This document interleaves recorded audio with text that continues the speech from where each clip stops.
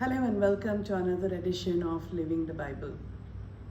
Today we've come to the last chapter in Genesis and the last part of Joseph's story. So it says, Joseph remained in Egypt, he and his father's house. Joseph lived 110 years and Joseph saw Ephraim's children of third generation. So Joseph, in all his life of 110 years, he was blessed, he was with God, he walked with God, and he saw the third generation of children. Now, when Joseph was about to die, he says, God will visit you and bring you up out of this land to the land that he swore to Abraham, Isaac, and Jacob. Now, Joseph, again, he's the fourth generation. God swore to Abraham, nothing happened. God again reiterated the promise to Isaac, nothing happened. God reminded Jacob about the promise, nothing happened. Generation after generation, nothing happened. But Joseph believed that Egypt was only a place where they were temporarily staying, that one day they would go into the promised land. And he made his sons swear that God will surely visit you. You shall carry up my bones from here. So they embalmed him and put him in a coffin in Egypt. Now, what kind of faith that was? Where he says, 3 generations, nothing happened. In my generation, nothing happened. But I'm sure that God will take us to the promised land. When you go there, take my bones. At least my bones have to reach the promised land.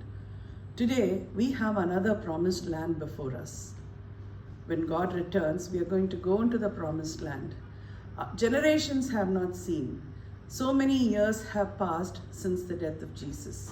The first apostles believed that he was coming very soon, so they sold all their belongings and everything, and they were looking forward to Christ.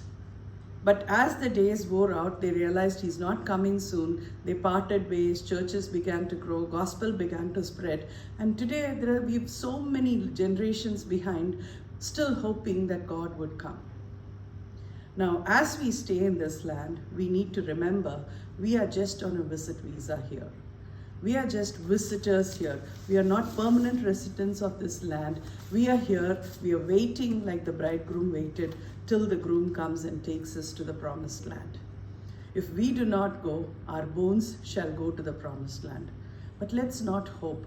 As we wait and watch, Joseph might have come across so many things that are not recorded here. There might have been troubles, there might have been fights, there might have been gossips, there might have been so many things that he witnessed. We saw how he suffered in his early age. We saw how he was put into prison for nothing that he did. But through all this, he did not lose faith in God. And he did not lose sight of what the real goal was, to reach the promised land. He lived a very rich life in Egypt. He was second to the king. Everybody obeyed him. He would have settled very well. But that did not deter him from looking to the promised land. Today, as we go into the world is enticing with all its benefits, with all the luxury cars, with all the mansions, with all the worldly wealth that we have. While we have all this, while we enjoy all this, while we share this with others, we should not lose focus of the promised land. Every day, are we living a journey fit to go into the promised land?